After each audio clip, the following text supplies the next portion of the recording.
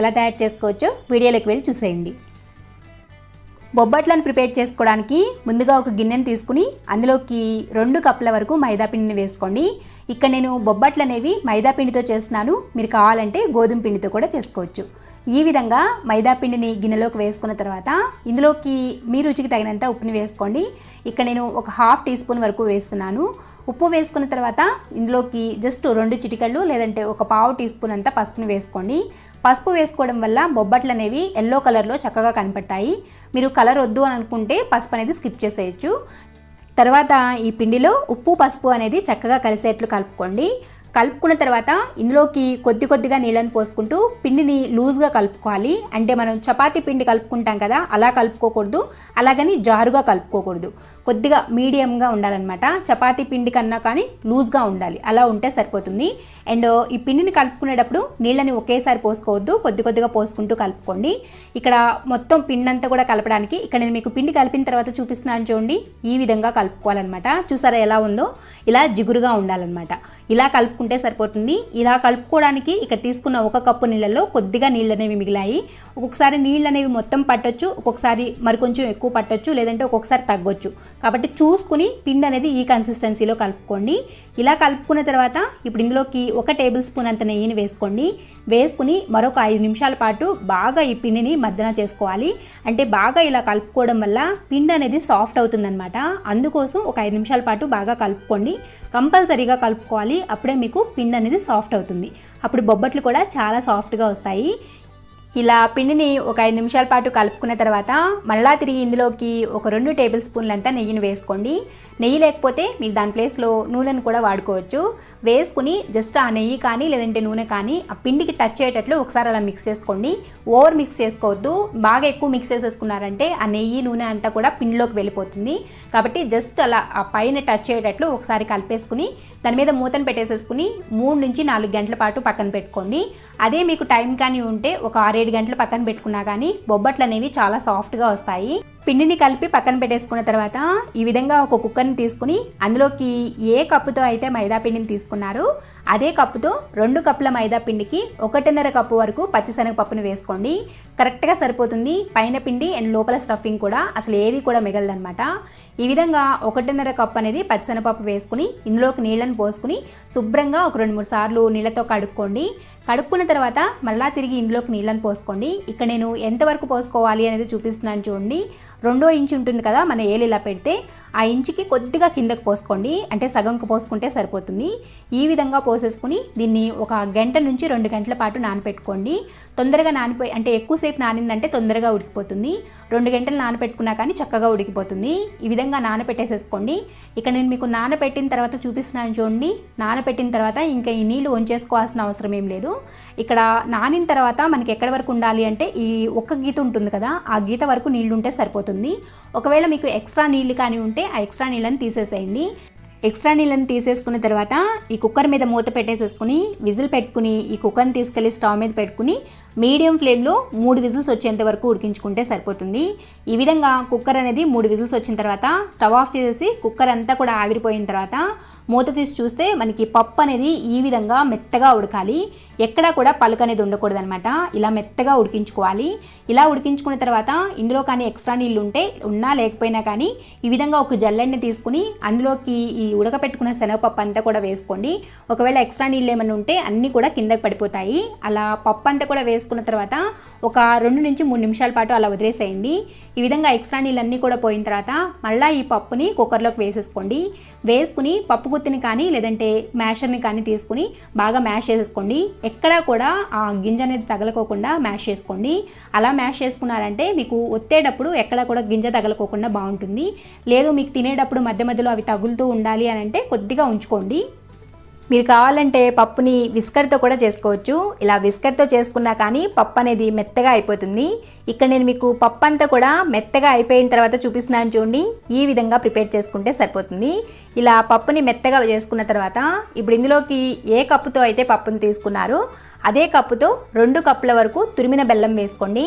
బెల్లాన్ని అలా డైరెక్ట్గా గడ్డలుగా వేసుకోవడం కన్నా కానీ ఇలా తురిమి వేసుకున్నారంటే తొందరగా కరిగిపోతుంది అండ్ పప్పులో కూడా చక్కగా కలిసిపోతుంది అనమాట. ఈ విధంగా 2 కప్పుల బెల్లం అనేది కరెక్ట్గా సరిపోతుంది. స్వీట్ అనేది ఎక్కువ అవ్వదు, లేదంటే తక్కువ కూడా అవ్వదు. వేసుకుని జస్ట్ ఒక్కసారి అలా కలిపేసుకోండి. కలుపుకున్న తర్వాత ఈ కుక్కర్ని తీసుకెళ్లి స్టవ్ మీద పెట్టుకుని ఫస్ట్ హై ఫ్లేమ్లో ఒక 10 నుంచి 15 నిమిషాల పాటు బాగా కలుపుకుంటూ ఉడికించుకోవాలి. ఇక్కడ బెల్లం వేసుకుని బెల్లం అంతా కూడా కరిగిపోయిన తర్వాత కన్సిస్టెన్సీ అనేది ఈ విధంగా లూజ్గా ఉంటుంది. మళ్ళీ ఇది చిక్కపడి దగ్గర పడేంత వరకు కూడా గరిటెతో కలుపుకుంటూ ఉడికించుకోవాలి. ఫస్ట్ హై ఫ్లేమ్లో పెట్టుకోండి. మీరు స్లోలో కానీ లేదంటే మరీ మీడియంలో కానీ పెట్టుకున్నారంటే ఉడకడానికి టైం ఎక్కువ పడుతుంది. సిమ్లో పెట్టుకున్న ప్రాబ్లం ఏం లేదు, కానీ టైం ఎక్కువ పడుతుందని ఫస్ట్ హై ఫ్లేమ్లో పెట్టుకుని ఇక్కడ నేను మీకు చూపిస్తున్నాను చూడండి. ఈ విధంగా తుక్కుతుక్క అని ఉడుకుతూ బుడగల్లాగా వస్తూ ఉంటాయన్నమాట. అవి మీద పడుతూ ఉంటాయి. అప్పుడు ఫ్లేమ్ని మీడియంలో కానీ లేదంటే సిమ్లో కానీ పెట్టుకుని మధ్యలో కలుపుకుంటూ ఉడికించుకోండి. కానీ ఎప్పుడు హై ఫ్లేమ్లో పెట్టుకున్నా కంపల్సరీగా కంటిన్యూషన్గా కలుపుతూ ఉండాలి. ఇక్కడ నేను మీకు ఇది కొద్దిగా దగ్గర పడిన తర్వాత చూపిస్తున్నాను చూడండి. ఈ విధంగా ఉడికించుకున్న తర్వాత ఇప్పుడు ఇందులోకి 1 టీ స్పూన్ అంతా యాలకుల పొడిని వేసుకోండి. తర్వాత ఇందులోనే 1 టేబుల్ స్పూన్ అంతా నెయ్యిని కూడా వేసుకుని ఒకసారి కలిపేసుకుని ఫ్లేమ్ని మీడియం టు లో అడ్జస్ట్ చేసుకుంటూ మధ్యలో కలుపుకుంటూ ఇది ఇంకాస్త దగ్గర పడేంత వరకు కూడా ఉడికించుకోవాలి. ఇక్కడ నేను మీకు లాస్ట్లో ఇదంతా కూడా దగ్గరకు వచ్చేసిన తర్వాత చూపిస్తున్నాను చూడండి. ఈ విధంగా గెరెటతో స్టఫింగ్ని తీసుకుని ఇలా రివర్స్లోకి తిప్పారంటే గెరెటని ఇది ఒకేసారి పడుతుంది, జారదనమాట. పిండి ఫ్లో కన్సిస్టెన్సీలో ఉండదు, ఇలా ఒకేసారి పడుతుంది అండ్ కొద్దిగా టైం తీసుకుని పడుతుంది అనమాట. ఈ కన్సిస్టెన్సీ ఉంటే పర్ఫెక్ట్గా వస్తుంది లోపల స్టఫింగ్ అనేది. ఇలా ఉడికించుకున్న తర్వాత స్టవ్ ఆఫ్ చేసి ఈ కుక్కర్ని పక్కన పెట్టేసుకుని దీన్ని పూర్తిగా చల్లారనివ్వండి. ఇప్పుడు మీకు కన్సిస్టెన్సీ కొద్దిగా లూజ్గా ఉన్నట్లు అనిపిస్తుంది, కానీ చల్లారాక ఇది చక్కగా గట్టిపడిపోతుంది. ఇక్కడ నేను మీకు చల్లారిన తర్వాత చూపిస్తున్నాను చూడండి. ఈ విధంగా ఉంటుంది. ఒకవేళ మీకు ఇది చల్లారిన తర్వాత ఉండ చుట్టుకోవడానికి రావట్లేదు అంటే కొద్దిగా పుట్నాల్ని మిక్సీ జార్లో వేసుకుని మెత్తటి పొడిలాగా ప్రిపేర్ చేసుకుని ఇందులో కలిపేసుకోండి. చక్కగా ఉండలాగా వచ్చేస్తుంది. వీలైనంత వరకు అలా చేసుకోవాల్సిన అవసరం లేదు. ఒకవేళ కన్సిస్టెన్సీ లూజ్ అయింది అంటే మాత్రమే ఆ విధంగా చేసుకోండి. ఇలా చేసుకున్న తర్వాత ఇప్పుడు చేతికి నెయ్యిని కానీ లేదంటే నూనెని కానీ గ్రీస్ చేసుకున్న తర్వాత ఈ విధంగా కొద్దిగా పిండిని తీసుకుని ఇలా ఉండల్లాగా చుట్టుకుని పక్కన పెట్టేసుకోండి. తర్వాత మనం ముందుగా పెట్టుకున్న పిండి ఉంది కదా, మైదా పిండి, ఆ పిండిని తీసుకుని అట్లీస్ట్ దీన్ని ఒక 2 గంటల పాటైనా నానపెట్టుకోవాలి. లేదంటే మీకు బొబ్బట్లు అనేవి సాఫ్ట్గా రావు. తీసుకుని ఫస్ట్ దీన్ని 1 నిమిషం పాటు అలా బాగా కలుపుకున్న తర్వాత బొబ్బట్టు చేసుకోవడానికి లోపల స్టఫింగ్కి ఉండ తీసుకున్నాం కదా, ఆ ఉండ కన్నా కానీ ఈ మైదా పిండి ఉండ అనేది తక్కువగా ఉండాలి. ఇక్కడ నేను మీకు క్లియర్గా చూపిస్తున్నాను చూడండి. ఇది మైదా పిండి ఉండ అండ్ ఇది పూర్ణపు ఉండ. చూసారా, ఆ పూర్ణపు ఉండ కన్నా కానీ మైదా పిండి ఉండ అనేది తక్కువగా ఉండాలి. ఇప్పుడు చేతికి నెయ్యిని కానీ లేదంటే నూనెని కానీ గ్రీస్ చేసుకుని ఈ విధంగా కొద్దిగా పల్చగా అటు ఇటు లాక్కోండి. సైజు అంటే షేప్ ఏమీ అవసరం లేదు, జస్ట్ అలా అటు ఇటు లాగేసుకుంటే సరిపోతుంది. తర్వాత మనం ముందుగా ప్రిపేర్ చేసి పెట్టుకున్న పూర్ణంని మధ్యలోకి పెట్టేసుకుని ఈ విధంగా పూర్ణంని లోపలికి స్టఫ్ చేసుకుంటూ ఆ మైదా పిండిని పైకి తీసేసుకోండి. ఇలా తీసేసుకున్న తర్వాత ఒకవేళ మీకు ఇలా ఎక్స్ట్రా పిండి వస్తే మొత్తం తీసేసేయండి. అందులో కానీ ఉంచేసారంటే మీకు ఎక్కువగా సాగుతాయి బొబ్బట్లు. అందుకోసం ఎక్కువ మైదా పిండిని ఉంచుకోవద్దు. ఇలా తీసేసుకున్న తర్వాత ఒకవేళ ఎక్కడైనా పూర్ణం అనేది బయటకు కనబడుతుంది అంటే జస్ట్ ఆ మైదా పిండిని అటు ఇటు అనేసుకోండి. తర్వాత ఈ విధంగా చేతిలోకి తీసుకుని దీన్ని ఈ విధంగా రౌండ్గా బాల్ లాగా ప్రిపేర్ చేసుకోండి. ఇక్కడ నేను బొబ్బట్టుని ఆయిల్ కవర్ మీద చేస్తున్నాను. మీరు కావాలంటే బటర్ పేపర్ మీద చేసుకోవచ్చు, లేదంటే పాల ప్యాకెట్ మీద చేసుకోవచ్చు, లేదంటే పాలిథిన్ కవర్ మీద చేసుకోవచ్చు, లేదంటే అరిటాకు మీద చేసుకోవచ్చు. ఇలా మీకు నచ్చిన మీకు అవైలబుల్గా ఉన్న వాటి మీద చేసుకోండి. కొద్దిగా నూనెని కానీ లేదంటే నెయ్యిని కానీ గ్రీస్ చేసుకుని ఈ విధంగా చేతికి మధ్యలో నెయ్యిని అంటించుకుంటూ ఈ విధంగా రౌండ్గా ఒత్తుకోండి. మీరు కావాలంటే కవర్ని అటు ఇటు తిప్పుకుంటూ కూడా ఒత్తుకోవచ్చు, లేదంటే అలా పెట్టేసుకుని ఒత్తుకోవచ్చు. ఒకవేళ మీకు బొబ్బట్టు ఒత్తుకునేటప్పుడు మరీ గట్టిగా ప్రెస్ చేస్తున్నారు, వేళ్ళు నొప్పి వస్తున్నాయంటే మీరు కలుపుకున్న పిండి అనేది గట్టిగా ఉంది అని అర్థం. అది కరెక్ట్గా చూసుకోండి. మరీ లూజ్గా కలుపుకోకూడదు, అలాగని మరీ గట్టిగా కూడా కలుపుకోకూడదు. జస్ట్ ఈజీగా మనకి బొబ్బట్టు అనేది ఒత్తుకునేటట్లు ఉండాలి. చాలామంది అక్క మాకు బొబ్బట్లు చేసుకోవడం రావట్లేదు అని అంటున్నారు కదా, అందుకోసం ఇక్కడ ఏమి ఎడిట్ చేయకోకుండా కొంచెం వీడియో లెంత్ అయినా కానీ చూపిస్తున్నాను. ఇలా ఒత్తుకునేటప్పుడు మనకి పైకి పూర్ణం అనేది కనపడుతూ ఉన్నట్లు అనిపిస్తుంది, కానీ పైకి ఒక లేయర్ ఉంటుంది. మీరేం వర్రీ అవ్వకండి. జస్ట్ అలా ఒత్తేసేసుకుని ఇక్కడ నేను మీకు పేపర్ నుంచి కూడా ఈజీగా ఊడొచ్చేస్తుంది చూడండి, కవర్ నుంచి కూడా. చూసారా, చాలా ఈజీగా ఊడొచ్చేస్తుంది. ఇలా తీసేసుకుని ఇప్పుడు ప్యానం మీద వేసేసుకుని కాల్చుకోవడమే. చాలా చాలా సింపుల్, చాలా ఈజీగా ప్రిపేర్ చేసుకోవచ్చు.